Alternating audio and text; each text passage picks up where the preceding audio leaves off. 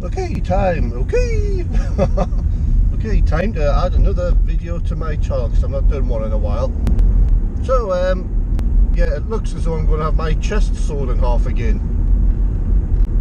But I was hoping to just have that done to me just the once in my life. Now, this story goes back, well, when I was born, I had what's called a congenital heart defect. That means a defect with your heart that you're born with. My defect was the aorta valve, the main valve out of the heart. It had like a deformed leaflet on it. There's like three flaps in the leaflet. So every time my heart beated, not all the blood came out my heart. So gradually the left side of my heart got bigger and bigger over the years, until they eventually had to operate when I was like, what, 39 years old. They eventually operated on me. That was back in 2009. And I kind of knew this operation had been coming on my whole life, and I was sick. I felt sick about it forever, like just knowing I was going to have it. And so eventually I had some options when I was to take the operation. The first option, or the first, was to have my valve replaced with what's called a cadaver or a pig's valve. Just like a valve out of a cadaver or a pig, which has been treated out of one of their hearts. That's been treated so my body accepts it. It's basically just sinew, so it can be easily treated so your body accepts it. And the only problem with those valves is they only last about 20 years, which means you have to have another operation in 20 years time. And I didn't really want to do that. I wanted to just have the one operation of my life, so I went for another option, which is called the mechanical valve, or the metal valve. Those usually last a lifetime, and they're basically made out of carbon metal materials, or carbon coated metal leaflets, two little flaps. And when they install one of them in your heart, it usually lasts a lifetime. The only downside is you have to take anticoagulants, because the metal valves have got a tendency to basically clog up, which can, if that's sort of like those clogged up blood particles on your heart valve get into the rest of your bloodstream, that can cause strokes and that. So you have to be on anticoagulants for the rest of your life, which I thought popping a pill once a day was far easier for me than having to have another heart operation. So back in 2009, my heart op seemed to go well from the beginning, but after the operation there was a few problems, a few post-op complications, as I would say. First one was there was excess build-up of fluid on my chest, which involved, when you have a heart operation, you have like tubes coming out of your stomach, which is to drain off the excess fluid.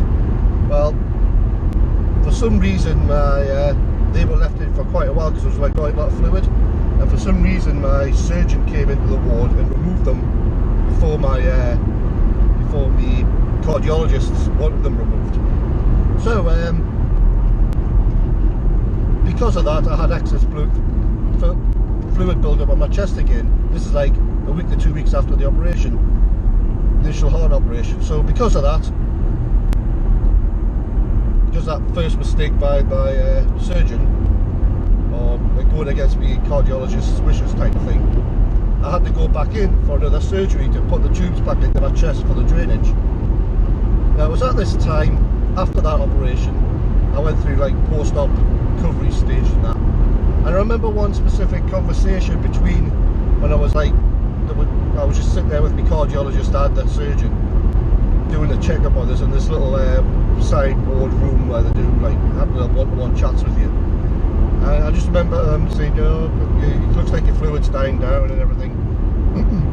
And then they were just looking at scans and things and of the inside my chest after the operation. And I remember distinctly, this is way back in 2009, my cardiologist saying to my surgeon, so did you not replace any of the aorta? Now the aorta is basically the tube that comes out of your heart after the valve. Yeah, I remember them distinctly, yeah, my cardiologist distinctively saying to my surgeon, did you not replace any of the aorta? And the reason part of my aorta needed replacing was the left side of my heart had gotten so big with all the leakage back into the heart. And I remember distinctively saying, no, I didn't think I needed to.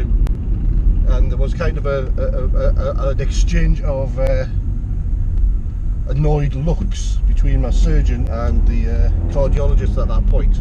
And that stuck in my head because I've not really mentioned it ever since. And what's happened since then is, I mean, I go for yearly checkups still on my heart at the Freeman Hospital for heart surgery and that.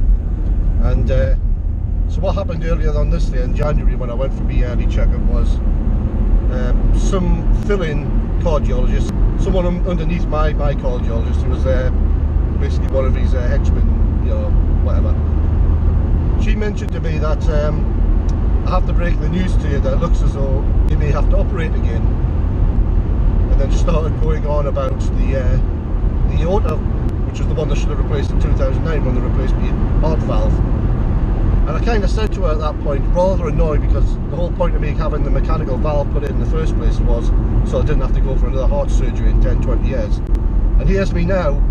I was quite annoyed at that point when she mentioned that, because here's me now, 7 or 8 years after the original operation, needing another freaking open heart surgery. And I was quite annoyed, and I basically said to her, but why did they not replace that in the 2009 operation? And she kind of looked at me as though the look she gave me was like that kind of look that someone gives you when you kind of tell them something that they weren't expecting you to know, you know? They weren't expecting you to be like as well educated on the matter as you seem to have been. And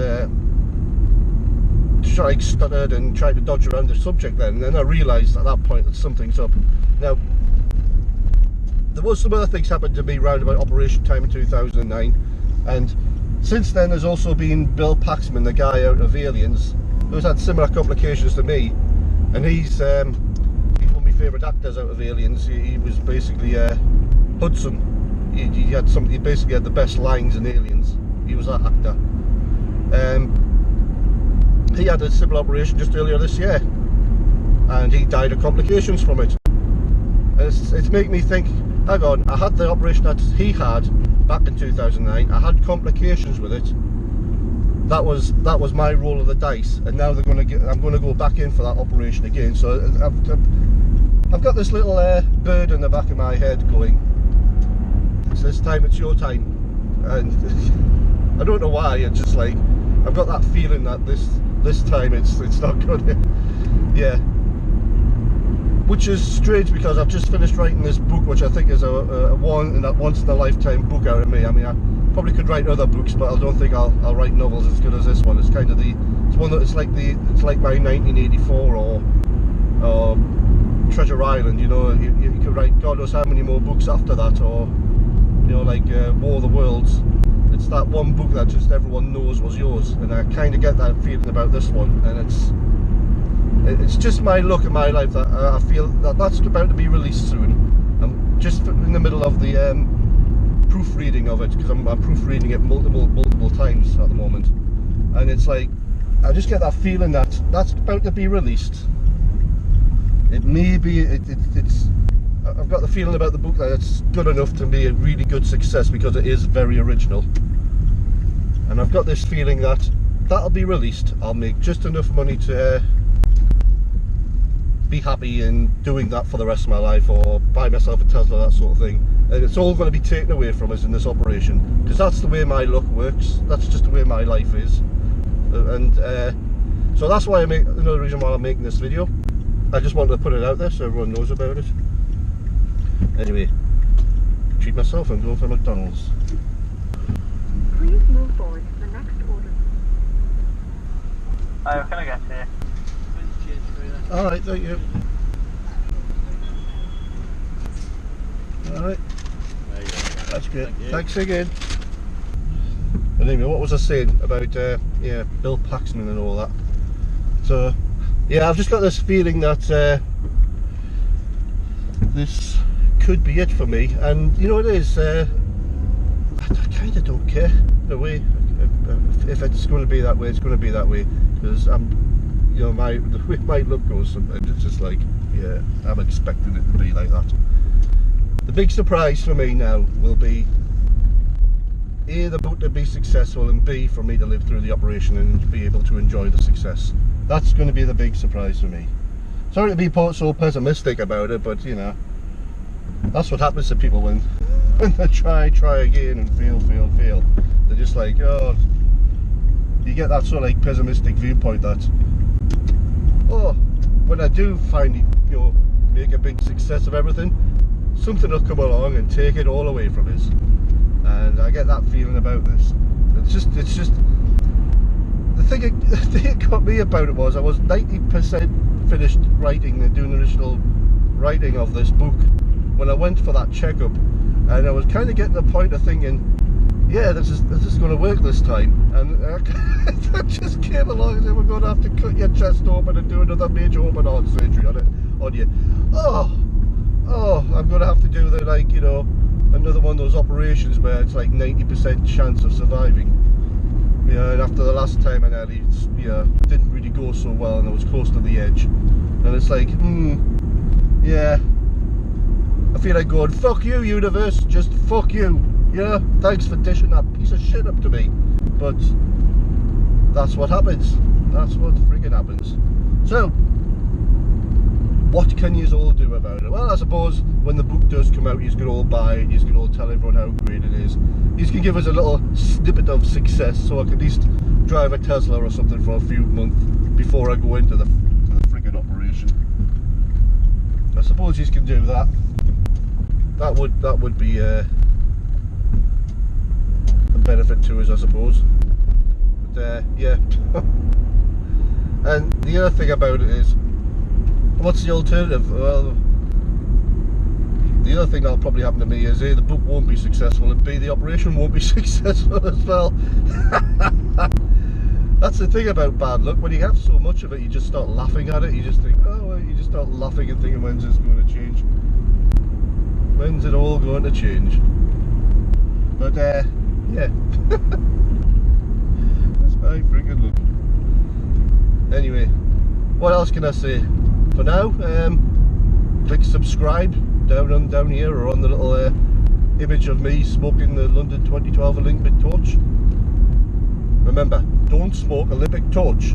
It's bad for your health, because you could end up like me.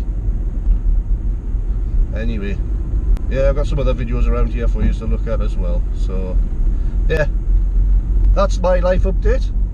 Hopefully the book will be out soon. As I say, I'm just proofreading to make it as good as I can, but that's all for now. Catch you later.